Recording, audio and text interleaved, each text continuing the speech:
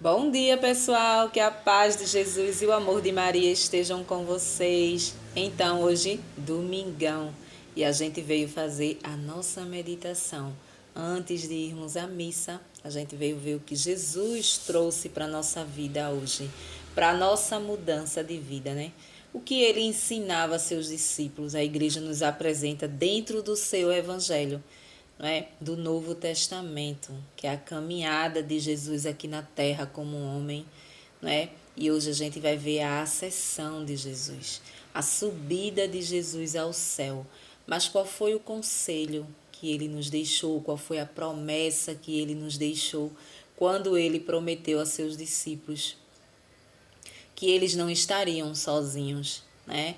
Que o Pai iria mandar o Paráclito, que é o Espírito Santo. Mais uma vez a gente vê a ação do Espírito Santo na nossa vida e a gente vai ver agora. Então, pessoal, hoje a palavra de Deus ela está no livro de Lucas. A gente vem para o livro de Lucas, capítulo 24, e o versículo é do 46 aqui ao 53 aqui. E continuou, assim está escrito: o Messias sofrerá e ressuscitará dos mortos no terceiro dia, e no seu nome serão anunciados a conversão e o perdão dos pecados a todas as nações, começando por Jerusalém. E vocês são testemunhas disso. Agora eu lhes enviarei aquele que meu Pai prometeu.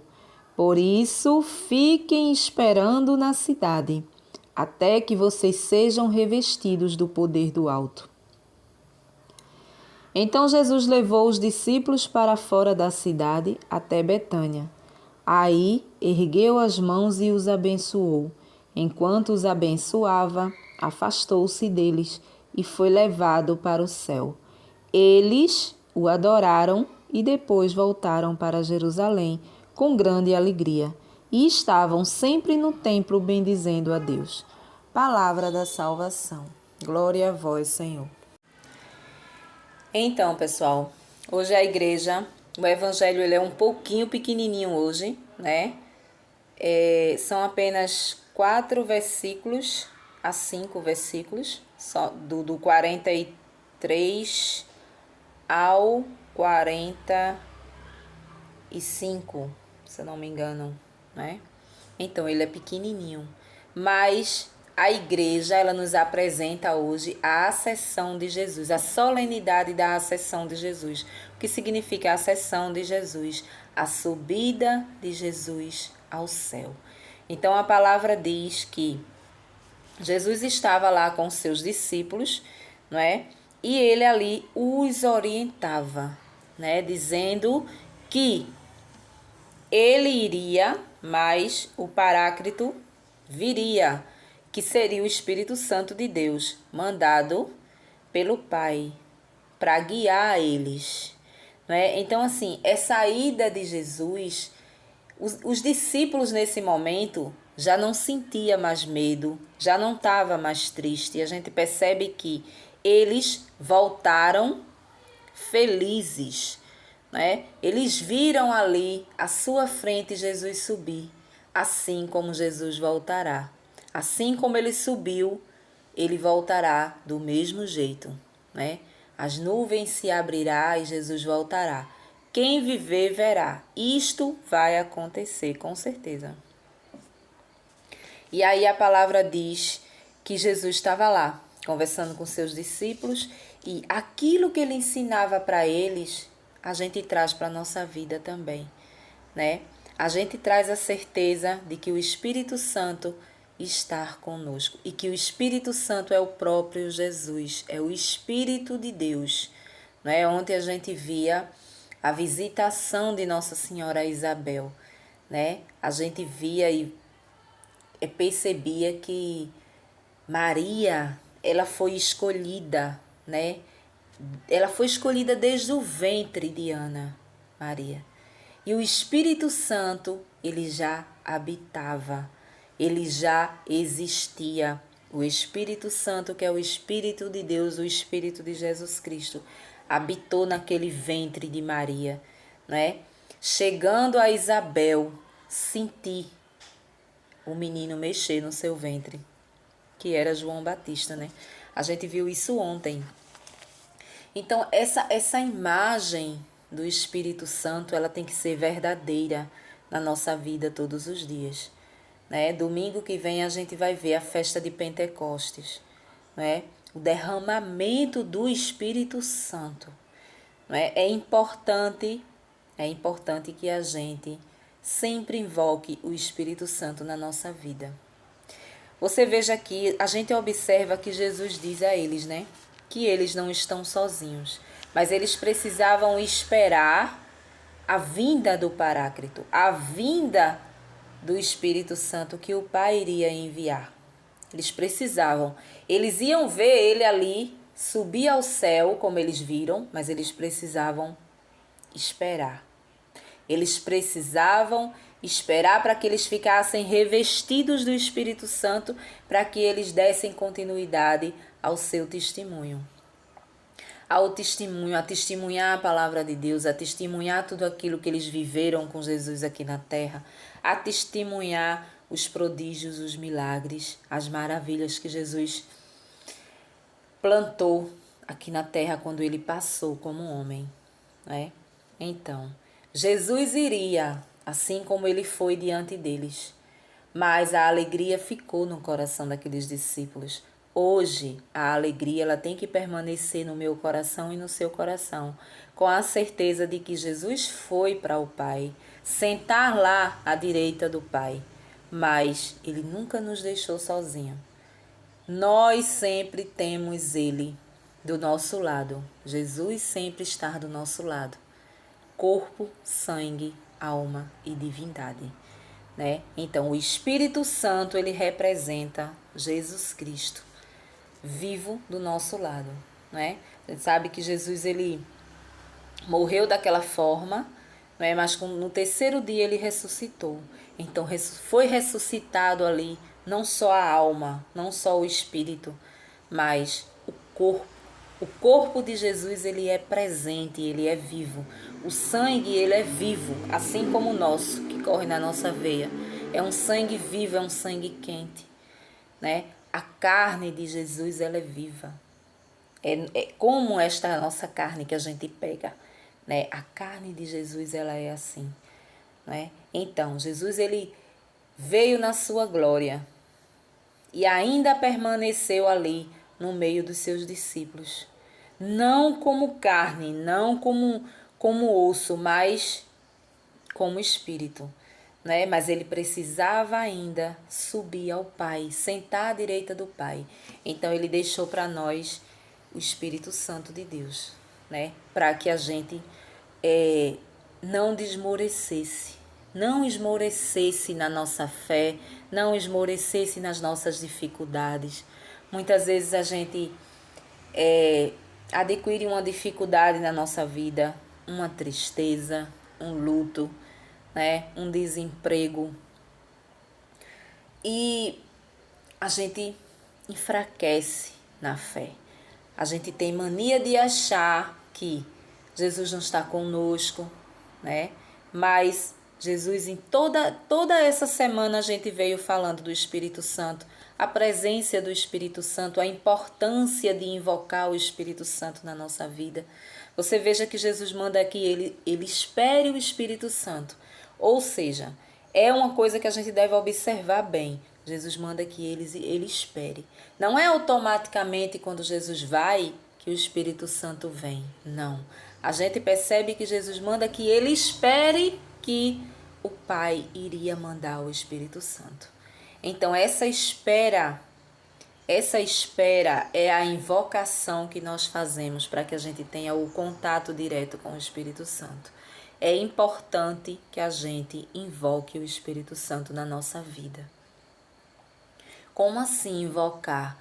Pedir o Espírito Santo, que ele desça do céu e nos acompanhe, esteja do nosso lado, nos dando sabedoria, né?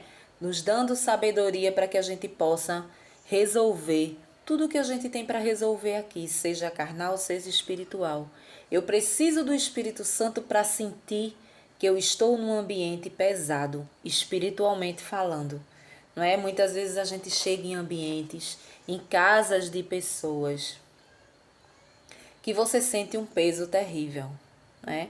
Não sei se já aconteceu com vocês, mas comigo já aconteceu várias vezes, né? De você chegar na casa de alguém e você sair dali com um sono, mais um sono, um abrimento de boca, uma coisa estranha, né? Muitas vezes você passou a noite toda bem, você dormiu bem, mas daí você tá de um jeito, quando você chega ali naquele ambiente que você sai diferente, né? Então assim, se você tem o hábito de invocar o Espírito Santo, você vai notar que existe algo de errado ali. Algo aconteceu para eu estar me sentindo assim, né? Muitas vezes tem dias, não é só na casa dos outros não, muitas vezes é na nossa casa. Recebemos visita de pessoas que são totalmente carregadas. Isso são pessoas que não vigiam, pessoas que não rezam, pessoas que não tá ali focado nas coisas de Deus. Então essas pessoas, elas costumam acumular coisas, assim como nós também. Se a gente não vigiar, a gente também fica do mesmo jeito, né? Mas aí a gente percebe que Jesus manda que eles esperem. Essa espera pra gente, a gente pode trazer para a nossa vida invocando o Espírito Santo.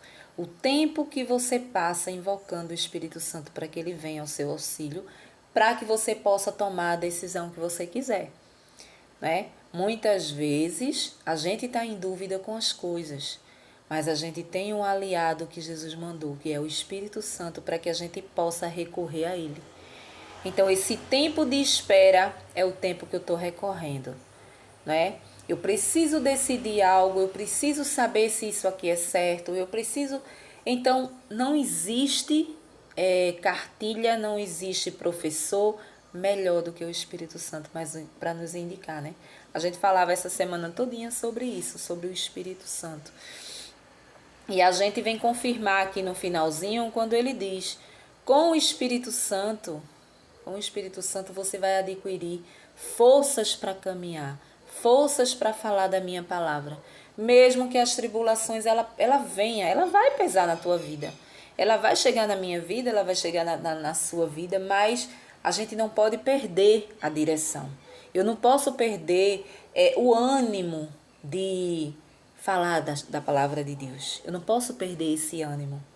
Eu não posso me esmorecer na fé, esmorecer, deixar de falar de Jesus, do que ele fez na minha vida quando eu estava na bonança, né?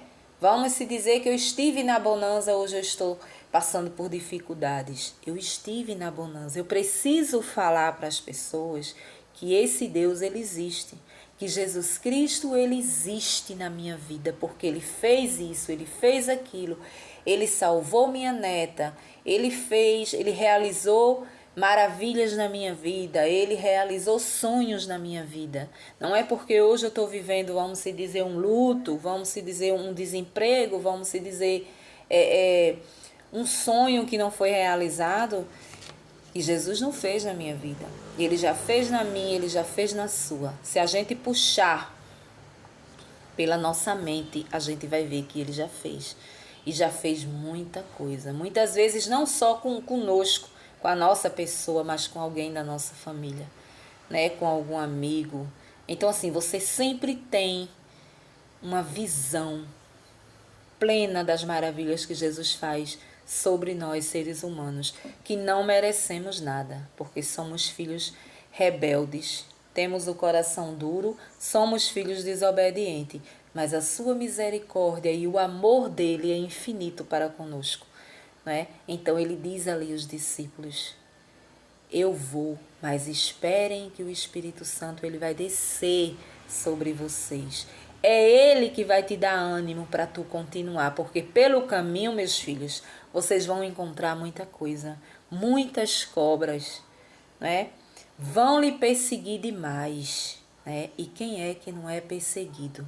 principalmente quem quer viver a palavra de Deus, principalmente as pessoas que andam ali querendo, lutando contra pecados, né? O que mais aparece são pessoas querendo te jogar na lama, né?